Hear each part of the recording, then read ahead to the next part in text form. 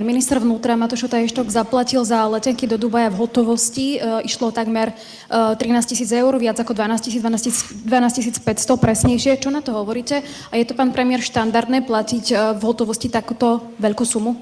Pani redaktorka, poprvé absolútne nerešpektujete rámec tejto tlačovej konferencie, to je jedna vec. A druhá vec, viete sa, ja nevidím nikomu do peňaženky, ani sa nepozerám.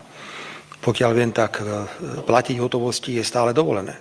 Tak ak je nejaký problém, tak sa treba pána ministra spýtať, ale nemyslím si, že by pán minister urobil niečo, čo by bolo porušením zákona. Určite nie. Ja nemám k tomu čo viacej podať. Takže hotovosť je povolená, pán minister zaplatil hotovosťou. A čo odo mňa viacej teraz chcete? Vás to, pán premiér, nevyrušuje, že zaplatil v takejto výške za letenky? Ja som už na to odpovedal, pani redaktorka, ešte raz. Klasika, presne. Vzácna vlastnosť konštruktívne rokovanie vlády hneď napadnúť. Však prečo by mala byť dobrá tlačová konferencia o dobrých veciach, keď sa môžem spýtať niečo iné? Choďte za pánom ministrom, ja opakujem, cash, hotovosť je na Slovensku dovolené. Ak chcete preukazovať, či na to minister mal alebo nemal, tak choďte preukazovať. Ja si myslím, že minister má dostatočne vysoký príjem, aby si takúto dovolenku mohol zaplatiť, takže ja nemám k tomu čo viacej dodať. Je to jednoducho neúctivé k tej našej práci, ktorú sme dnes robili, že zase vyťahujete takéto nezmysly, lebo nič sa nestalo. Nikto neporušil žiadny zákon. Len vy zase ste samozrejme primerane motivovaná robiť zle.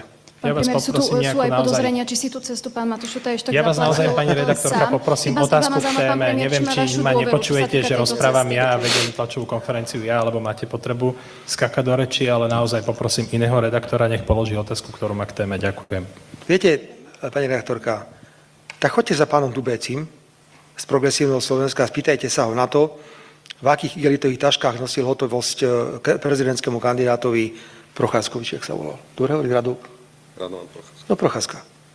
Veď to bolo na ňo presne povedané a tam nejdete. A tam sa hovorilo o peniazoch v igelitkách. To vás samozrejme nezaujíma, to je Progresívne Slovensko. Ale minister, ktorý má oficiálny plat, viete aký, veľmi slušný, si kúpil hotovosti letenky. Pane Bože, tak ideme teraz čo, odvolať ministra? Trošku prosím vás sa počúvajte, že aké otázky kladete. Toto naozaj nie je pre mňa žiadna téma. Ja vás poprosím naozaj posunúť mikrofón. Ďakujem veľmi pekne.